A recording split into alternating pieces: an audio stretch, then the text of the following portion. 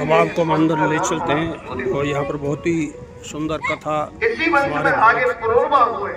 कि पंडित जी द्वारा बताई जा रही है आपको। ब्रह्मपुर तहसील जिला भरतपुर राजस्थान से आज 20 मई 2025 का दिन।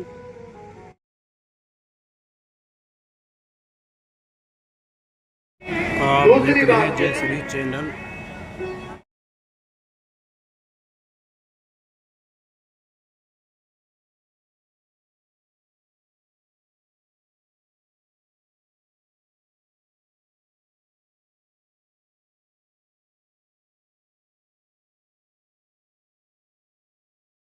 पड़ोसी आप से देख रहे हैं जय श्री चैनल।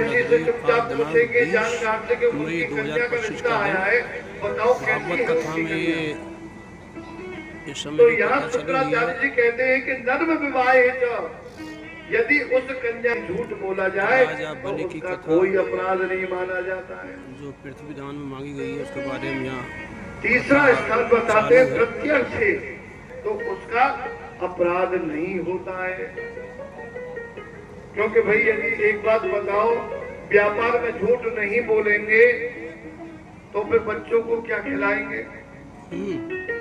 अब 100 की चीज आ रही है, कोई पीछे से तो 100 की थोड़ी बेची जाएगी। तो उसमें अगर झूठ बोला जाए तो उसका कोई अपराध नहीं होता है। जय हो धन्य प्रभु त्यार का झूठ बोलवाओ। और पांचवा बताया हिंसायाम, गौ ब्राह्मणार्थ से हिंसायाम।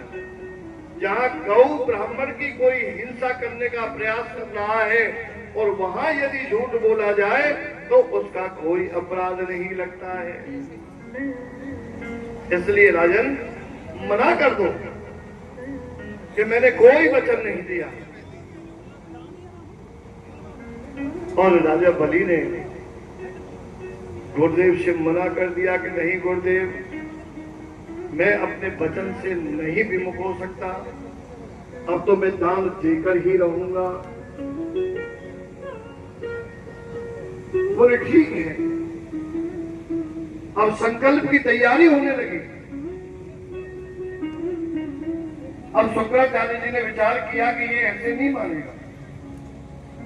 और जो गंगा सागर था ना, जो जल का, उसकी टोटी में जाकर के बैठ गए शुक्राचार्य जी कि ना जल निकलेगा ना संकल्प होगा। और भगवान से छिपे देखा।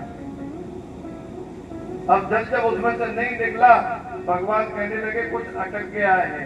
और कुसा का आसन था, उसमें से कुसा निकाली और टोटी में डाल दी। शुक्राचार्य जी का एक नेत्र भंग हो गया। इससे एक शिक्षा प्राप्त होती है कि जो दान में अड़ंगा लगाता है उसे शुक्राचार्य बनना पड़ता है। यदि कोई दान कर रहा है तो उसका उत्साह वर्धन करो कि बहुत अच्छा भैया, बहुत अच्छी। लेकिन महाराज कुछ मवर बच्चे ऐसे होते हैं जो जान बूझ के अपने टांग जरूर अड़ाएंगे। क्या शादी में ही देख लो, लाखों रुपए खर्च कर देंगे, बैंड वाले को लाखों रुपए दे देंगे, डेकोरेशन वाले को लाखों रुपए दे देंगे। और जब पंडित का नंबर आता है दक्षिणा का तो 10 आदमी उसे सलाह देते हैं, भाई पंडित जी को क्या दे दें। अब एक कहेगा दे दो 10,000 रुपए दे दो, 10,000 ज्यादा बता देना, 2100 रुपए दे दे पंडित।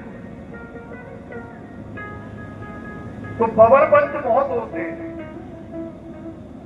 जो दान में अड़ंगा लगाता है उसको शुक्राचार्य की गति प्राप्त होती है। बोलो राधे राधे। इसलिए दान करने वाले का। और राजा बलि के यहाँ पर आ गए। राजा बलि ने बड़ा सुंदर स्वागत किया और लक्ष्मी जी से कहा कि बहन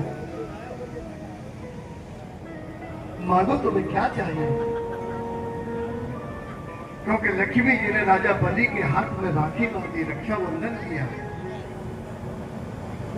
बोले तुमने मेरे रक्षाबंधन किया है, तुम मेरी धर्म की बहन हुई, बताइए आपको मैं क्या प्रदान करूं, जो आप मांगोगे मैं वही दूंगा।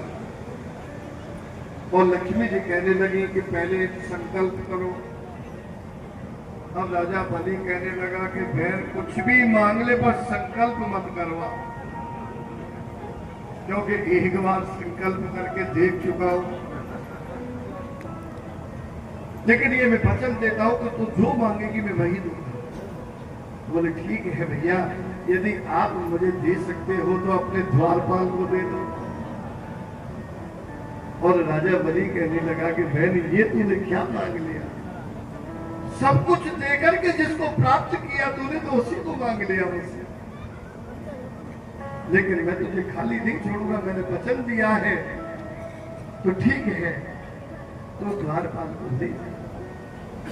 और एक रूप से भगवान आज भी राजा बलि के सुतल लोक में द्वारपाल हैं और एक रूप से भगवान वैकुंठ में माता लक्ष्मी के साथ विराजते हैं। राजा बलि को भगवान ने सुतल लोक का राज दिया और कहा कि समय आने दो, जब समय आएगा तो स्वर्ग पर तुम्हारा राज्य होगा। एक समय की बात है, कृतमाला नदी में राजा सत्यव्रत तर्पण कर रहे थे और एक मछली का छोटा सा बच्चा उनके हाथ में आ गया और राजा उसको उसी नदी में छोड़ना चाह रहे थे। तभी मछली ने आवाज लगाई कि राजन मुझे इस नदी में मत छोड़ो, जो बड़ी मछलियां हैं वो मुझे खा जाएंगी। राजा को दया आ गई। राजा ने उस मछली को अपने कमंडल में ले लिया, अब महल में ले आए। अब तो कमंडल से आवाज आई, बोले राजन ये कमंडल मेरे लिए छोटा है, आप मेरे लिए कोई और बड़ी व्यवस्था करो। राजा ने उस मछली के बच्चे को गड्ढे में छोड़ दिया। ने उस मछली को अपने महल में जो तालाब था उसमें छुड़वा दिया और वो मछली उसका आकार